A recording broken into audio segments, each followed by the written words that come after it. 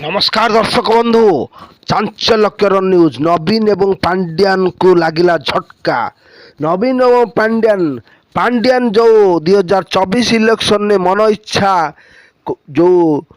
चाटार्ड flight रे बुलुथले एवं सारा राज्य बुलुथले सेतिपाई भुवनेश्वर खोर्धा जज बीएन महांती तांको समन जारी करचंती एवं जुलाई 15 सुधा तांको कहचंती कारण दर्शाओ नोटिस दिया जाऊ दबा पाई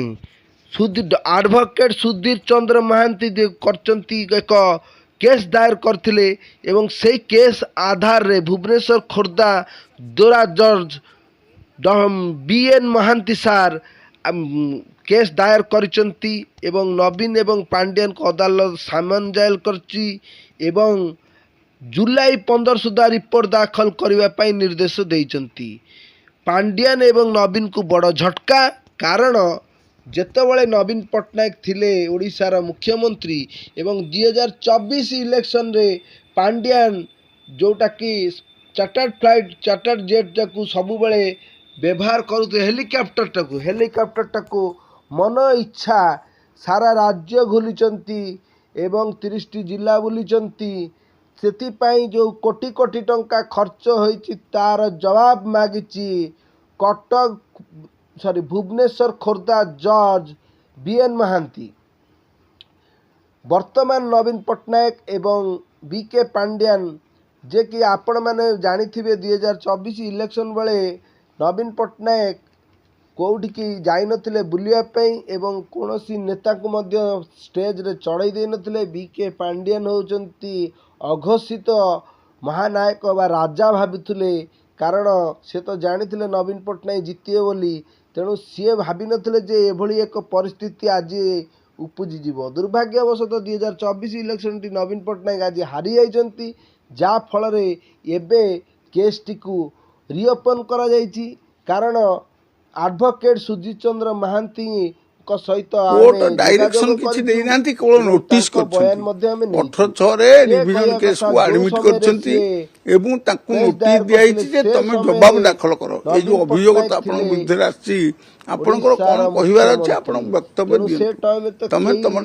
वक्तव्य दे चला पर से कथा कहबोनी काना 15 तारिख रे अछि तारिख थार्थ करथिनी हाकिम जदि कोनस कारण छुट्टी हैला जदि कोनस कारण टाइम हैला जदि कोनस कारण नोटिस सफिशिएंट हे न पाला ताल किंतु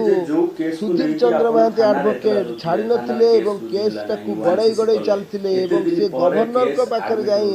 अभियोग करथिले। गवर्नर मध्य हमें तो मकदमा दाखल करतु से स्टेज थिला बीजेडी सरकार थिला समय सरकार में पांड्यान विरुद्ध मकदमा दाखल करू को पुलिस ऑफिसर शिशु स्टेशन डायरी एंट्री करते सरकार मु सब तो न देले 24 वर्ष रे ताको विरुद्ध कंप्लेंट केस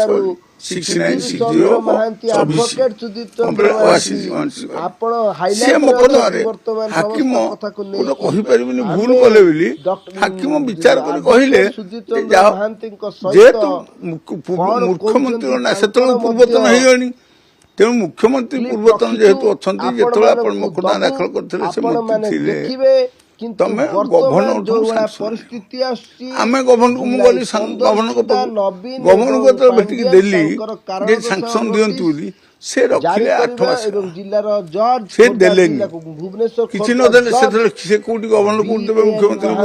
देले जानि को पड़ियो सेटु मु कोन कली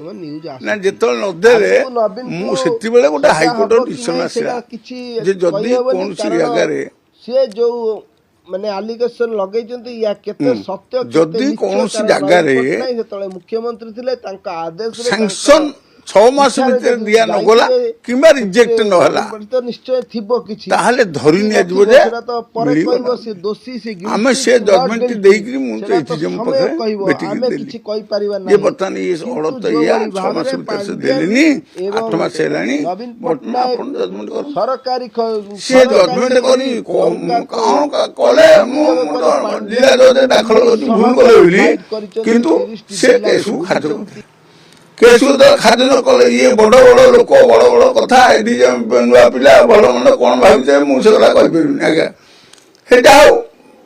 ବାଟ ଅଛି ଆଇନରେ ଜିଲ୍ଲା ଜଜ୍କୁ ରିଭିଜନରେ ଗଲି ଡିଭିଜନରେ 160/71 ଅଫ୍ 1926 ହେଲା। ଗଲା 2-3ଟା ତାରିଖ ହିଅରିଂ ପରେ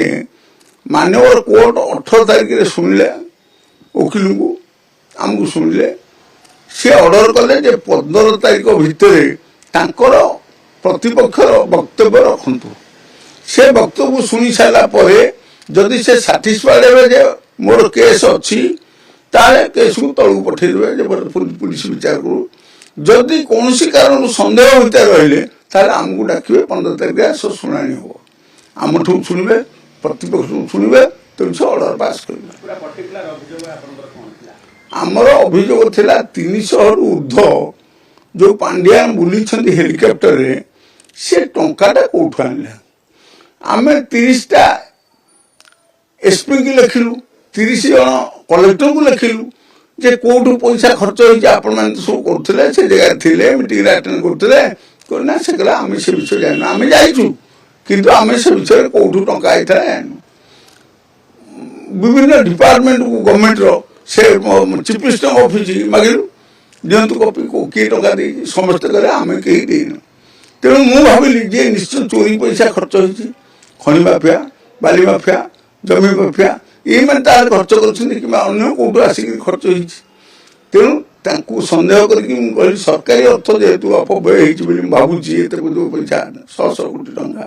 ମୁଁ ପୋଲିସ ଷ୍ଟେସନରେ କେସ୍ କଲେ। କେସ୍ ହେଲା 6960/2024। ସେ କେସ୍କୁ ସେମାନେ ସେ କେସ୍ କଲେଣି ଏଣ୍ଟ୍ରି ସେ ଷ୍ଟେସନ ଡାଏରୀ ଏଣ୍ଟ୍ରି କରିଦେଲେ। ଷ୍ଟେସନ ଡାଏରୀ ଏଣ୍ଟ୍ରି କଲେ ମୁଁ ଏସ୍ଡିଜେଏମ୍ କହିଲି ଏସ୍ଡିଜେଏମ୍ରେ କେସ୍ ଦାଖଲ କଲି ଆଜ୍ଞା କରୁନି ପୁଲିସ ଆପଣ କରନ୍ତୁ। ସିଏ ସେଠୁ କ'ଣ କଲେ ନା ଶୁଣିଲେ ମୁଁ କହିଲି ଯୋଉ କଥା ଆପଣଙ୍କୁ ଆଗରୁ ଯେ ସେ ଖାଦ୍ୟ କରିଦେଲେ। ଟ୍ରାନ୍ସପୋର୍ଟ ଡିପାର୍ଟମେଣ୍ଟ ଯାହା ତଥ୍ୟ ଦେଉଥିଲା ଯେ ଏୟାରଲାଇନ୍ସକୁ ଦିଆଯାଇଛି 50 କୋଟି ଗୋଟେ 52 କୋଟି ଗୋଟେ। ହଁ ତ ସେ ସଂକ୍ରାନ୍ତୀୟ କ'ଣ ତଥ୍ୟ ନାଇଁ ଆମେ ଇଏ ସଂକ୍ରାନ୍ତରେ ମୋ ପାଖରେ ଯେତିକି ଇନଫର୍ମେସନ ମୁଁ ଯେତିକି ଆର୍ଟିଆଇ ପାଇଛି ସେଥିରେ କେହି ଖର୍ଚ୍ଚ କରିଛନ୍ତି ଦେଇନାହାନ୍ତି। ସେ ତାର ଅନ୍ୟ ଆଫାୟାର ସେ ଦେଇଥିବ ମୁଁ ଦେଇଛି ପର୍ଟିକୁଲାରଲି ଏ ଯୋଉ 200-300 ଜାଗା ବୁଲିଛନ୍ତି ସେଇ ବାବଦରେ ତାର ଅନ୍ୟ ବୁଲିବା ଅଛି। ତାର ଯୋଉ ଟ୍ରାନ୍ସପୋର୍ଟ ଡିପାର୍ଟମେଣ୍ଟ କଥା କହିଲେ ସେ ଫରେନ୍ ଯାଇଛି ସେ ଅନ୍ୟ ଠିକ ଯାଇଛି ଦିଲ୍ଲୀ ଯାଇଛି ବିଭିନ୍ନ କଥା ଅଛି ତା ଭିତରେ କିନ୍ତୁ ମୋର ସ୍ପେସିଫିକ ହଉଛି ଓଡ଼ିଶା ଭିତରେ ଯେତିକି ଜାଗା ବୁଲିଲେ ହଁ ଇଲେକ୍ସନ ପର୍ପଜରେ ମୁଁ ନ୍ୟାୟ ନିଶ୍ଚିତ ପାଇବି ଜିତିବି ନିଶ୍ଚିତ ଏବଂ ଦୋଷୀ ଦଣ୍ଡ ପାଇବ ନିଶ୍ଚିତ। କୋର୍ଟ ଯୋଉଠି ନ ପାଇବି ନା ଉପର କୋର୍ଟକୁ ଯିବି କିନ୍ତୁ ଶେଷ ପର୍ଯ୍ୟନ୍ତ ଯାଇକି ଛାଡ଼ିବି କିନ୍ତୁ ଛାଡ଼ିବାର ପ୍ରଶ୍ନ ନାହିଁ।